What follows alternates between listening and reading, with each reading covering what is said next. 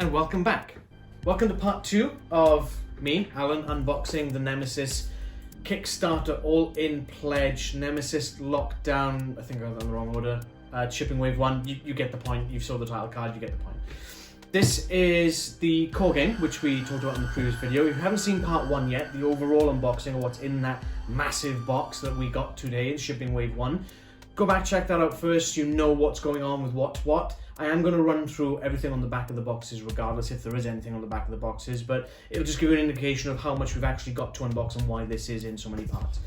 So with that being said, I'm going to read off the back of the box first. So just as a background, Nemesis is a 1 to 5 player space survival game with incredible miniatures and clever immersive rules that include cooperation, bluffing, backstabbing, and all other elements of an iconic science fiction horror adventure. The crew wakes up from hibernation. The damage report states that there's a critical system failure and the ship cannot continue its cruise. The task is to find the damage, repair it, and safely return to Earth. The problem? One crew member is dead. Somebody ripped open his hibernation pod and pulled his body out. To make matters worse, you can hear noises in the vast corridors of the ship.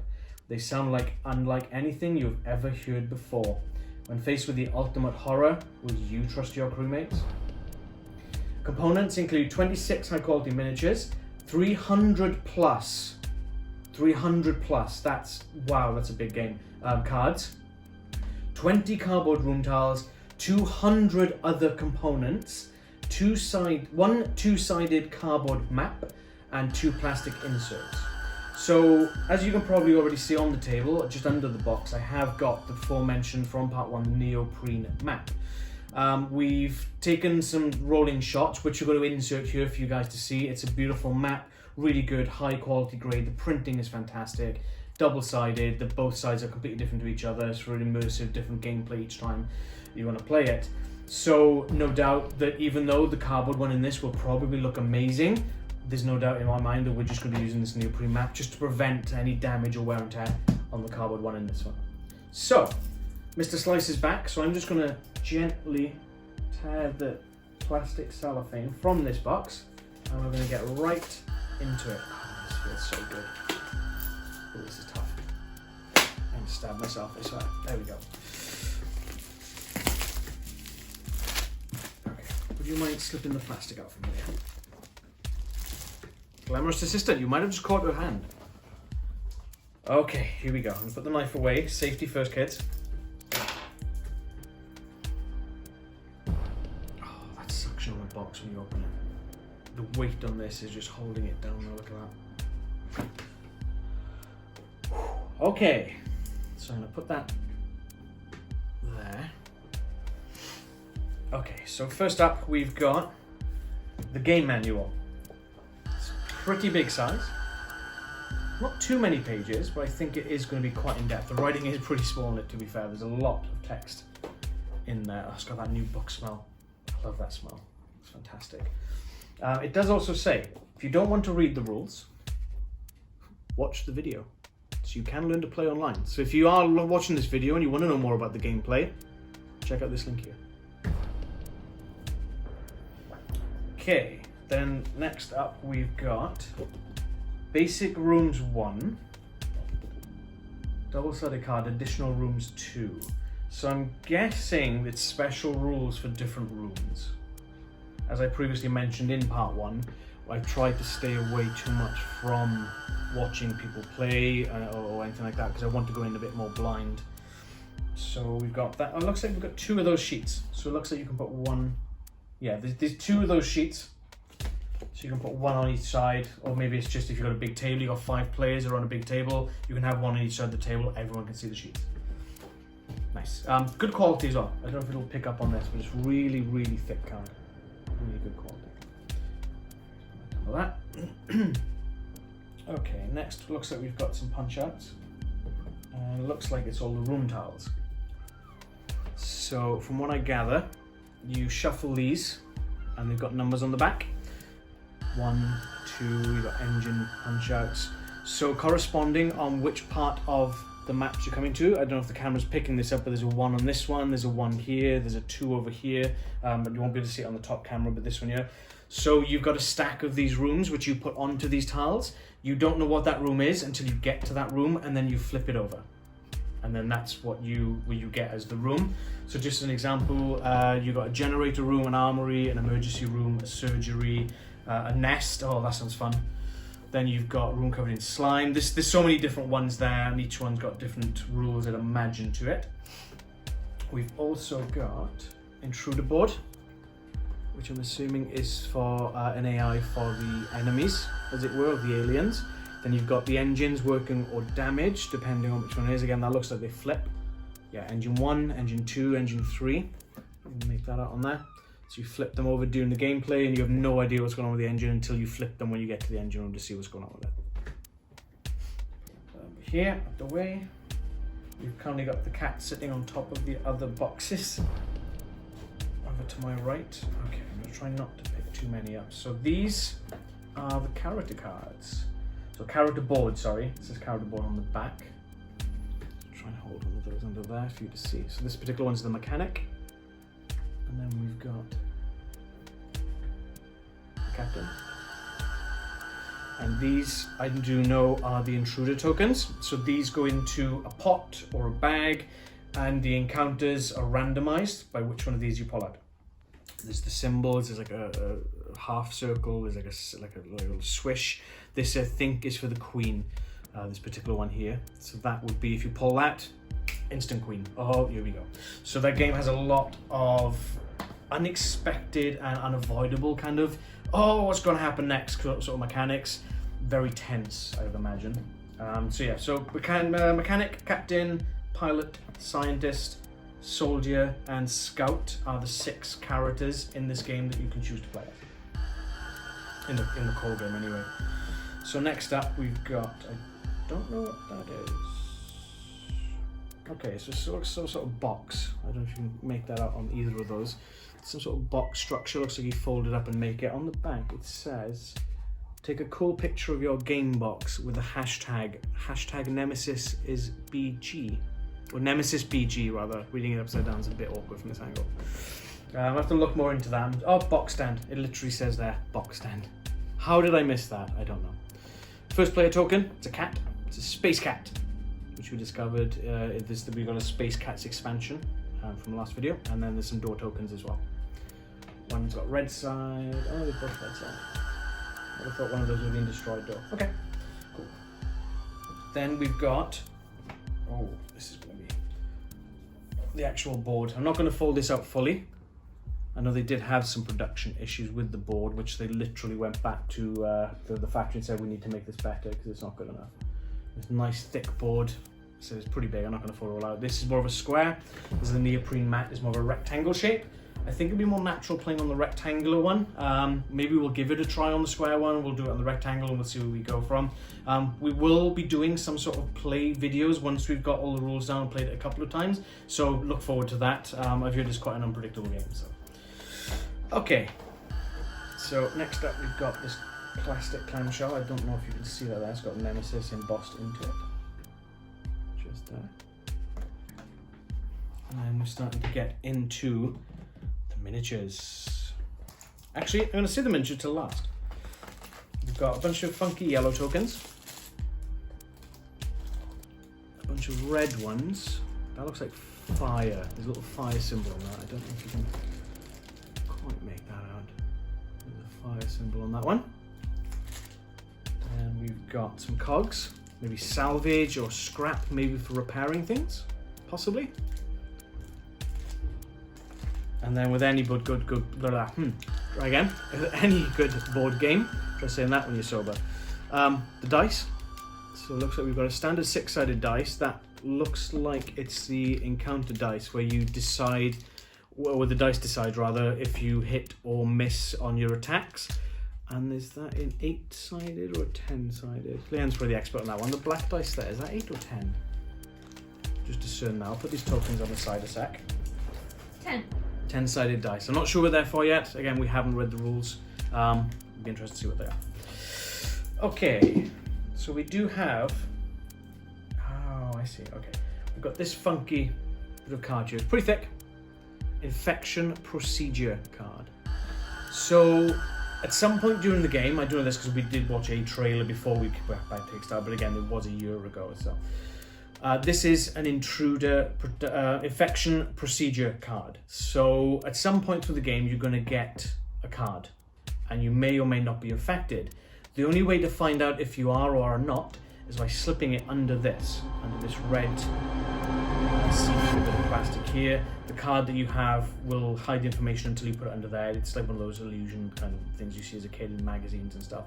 So that's how you discern if you have an infection or not. If only it was that easy when you go to the doctors. What, huh? And we've got some more tokens. There's a lot of random tokens. I'm guessing these are health trackers. They're just random red squares. Then we've got plastic crystals or plastic cylinder kind of things. Looks like it may be for tracking the numbers. I don't know if you can see that through this camera, but there's numbers on the board. You'll see on the, we did a swipe by on this, you'll see the numbers. I think that's to track these possibly. And that tracks the progress of the game. If you don't make it off the ship, or you do your missions or whatever it is, the objective you have at that point, up and you got a time limit. If you don't get done the time limit, the ship's going to explode and you lose, basically. So you have to track it through the board, through the board itself. These look like card standees. Screw them together in there. So quite there's nails on a chalkboard. Then we've got model rubber bottoms for color differentiation. So if you've got 5 players in the game, you're going to know whose yours is by having the particular color for your particular class or character, or whatever you might want to call that. Every board game should have one of these. Silica gel. Leanne loves silica gel, don't you, Leanne? Silica gel! Here we go. Intruder bag. Oh, it's an actual... Oh, that's really good quality as well. It's really thick. Not canvasy. I don't quite know what material that is, but it's really nice, thick bag. So you put your intruder tokens in here, and then you pull them out, and it's like a randomization thing. It's got the Nemesis logo embroidered on the front of it. Well, this is printed on rather, not embroidered. It's quite nice with the drawstring on it as well. Then we should have, let me just pull some of these out. 1, 2, 3, 4, 5 of these. Oh, they got numbers on them as well. So players, I guess, is player numbers. 3, 5, 1, 2. Yeah. So these will hold the cards. So you place them that way with the number facing away from you, and you can put your cards and everything, because it's co-op / competitive game. So you kind of want to work together, but you're also in it to win it for yourself. So you can hide your cards from the other players by putting them facing towards you in this rack. Says you're always having to hold a deck of cards in a game with miniatures. You don't really want to be holding your cards all the time. So that's a really nice little idea by them. So I'm just going to put a shot up there. It's quite nice texture. It's got like a honeycomb texture there, quite futuristic-y kind of. You see a lot in the futuristic kind of films, sci-fi films. Nemesis punched in there as well. And the same on the other side, just a little bit bigger. I do have a cat encroaching on me now. He's not going to be happy with me on that. Okay, so we're going to start on the miniatures next, because that's the longest layer.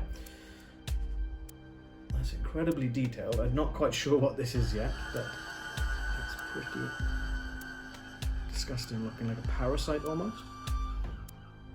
Incredibly detailed. Very well detailed. So I've got quite a few of those in here. They do all look the same sculpt, so it looks like I've got 6 of those. Yep, 6 of those, all the same sculpt. Then we've got the one that's on the front of the box, I believe. Yes, that's the one that's literally on the front of the box. Again, all talons and fangs. And if you've seen Alien, the tail reminds me of the xenomorph. And if you've seen Dead Space, some of the extra limbs with the claws and the extra spiky, pointy bits on there, like daggers almost, reminds me a lot of Dead Space. So there's that one. Then we've got another particular brand. Oh, this one reminds me more of Dead Space. So this thing hasn't got any legs left. It looks like it's just grown 2 very sharp, almost short tail kind of things, with the limbs with the extra spiky claw kind of, or hook stab things. Stabby stab, that's what we're going to call them. This is Mr. Stabby Stab. Again, incredible detail. hope the camera's focusing properly on that. If not, we will probably put some shots up, some proper still shots of these on our socials anyway, so make sure you're following those. Okay, then we've got the actual player models. Oh wow, that's incredibly detailed. I did not expect them to be this detailed, that's crazy. So a bit of flashing on there still on the gun, but that's to be expected considering the size of them. I think this one is the captain. Not 100%. But you can see all those little ridges in the trousers and the detailing, the texturing. That is something else. Then we've got, I have no idea, scientist maybe? The wheelchair? Quite spiky wheels on the wheelchair.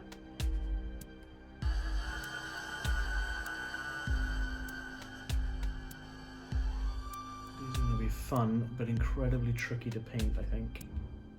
With all those tiny details. There's this bad guy. I say bad guy, this badass guy rather. Looks like some sort of exoskeleton suit. Massive gun, almost kind of looks like a Gatling gun or a flamethrower.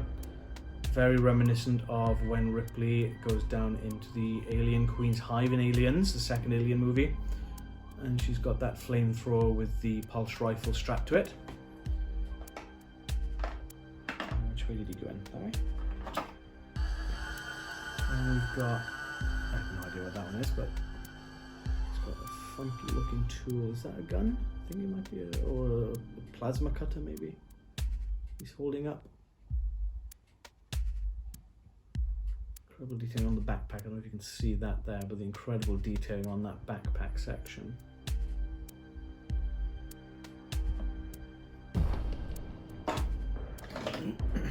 One of the spiky guys is trying to kill these guys already. It's a good sign. Okay, is this one? Definitely a female form. The way in something so small they still manage to retain that. You can tell instinctively which is which. This almost reminds me of something from, what was the name of the Blomkamp film? The second one in the trilogy, not District 9, it's not Chappie, it's the one that came in between, I can't remember what it's called. It'll pop to me after, but it reminds me a lot of that, with the extra mechanical appendages and the spine and so forth. And then this is the last of the ones on this particular tray. It's very pointy, this one.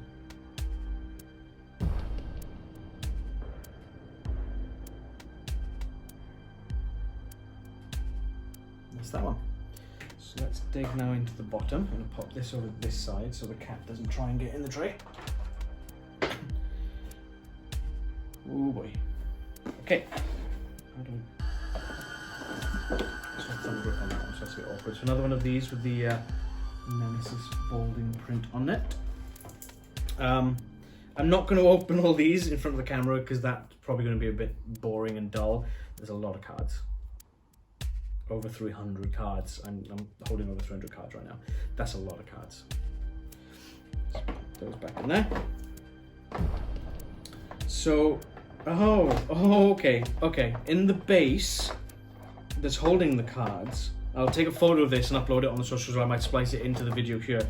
It's literally got the cards and then 2 empty spaces next to it, and it says empty space for sleeved cards. They've taken into consideration in the tray itself that people will sleeve their cards, and they've actually left space to sleeve the cards and actually store them in the box. That's amazing forward thinking. Well done, Awakened Realms, fair play. Hey Leanne, what's up with the job? Yes. It's my favourite part of these. Okay, so now we've got on to the slightly more larger form of model.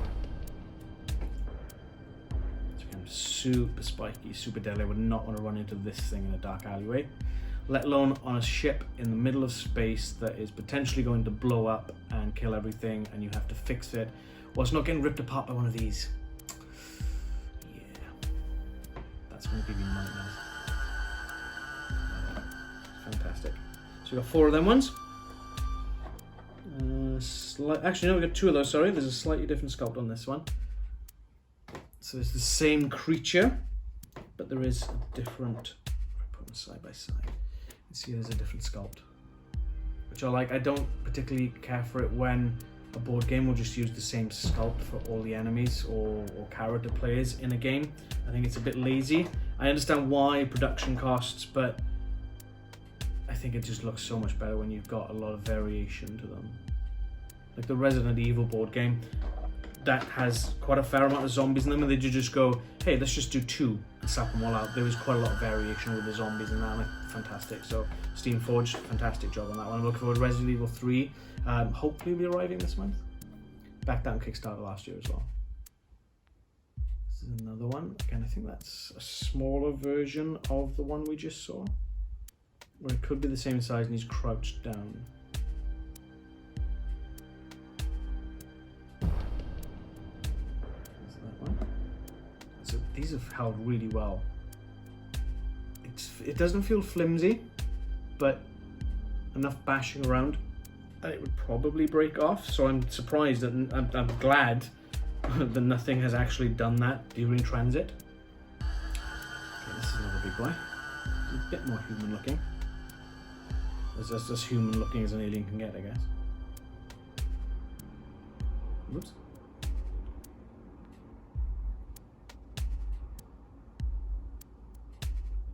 Fantastic detailing on the hands. The fact that the hands haven't lost any of their detailing. Fair play. I don't know if these are resin or some sort of other plastic. I don't know. And then the last of the models in the core game is the Queen. This is pretty heavy. I'm not gonna lie. You can see there's quite a big chunk on the base holding her down. That is pretty weighty and it's pretty big. Like imagine coming against that thing. If I pull one of the character players out, just a standard sort of standing model. Look at the size difference on that. That's pretty cool. She's holding, looks like a larvae or something in her hand. I don't know if she's planning to kill it or throw it or what, or eat it maybe. I have no idea, but this looks pretty cool. Okay, so that's it for the core box, the original game as it were. There's a lot to go through. I'm sure there's going to be a lot of rules to read. There's a lot of cards to look through and understand what's going on with these. We're looking forward to doing that. Before we do that, we are going to crack on to the next video, which will be part 3 of the unboxing. We're going to put all this back first and then look at getting those ready in the shop, ready to record for that video. So we'll see you next part.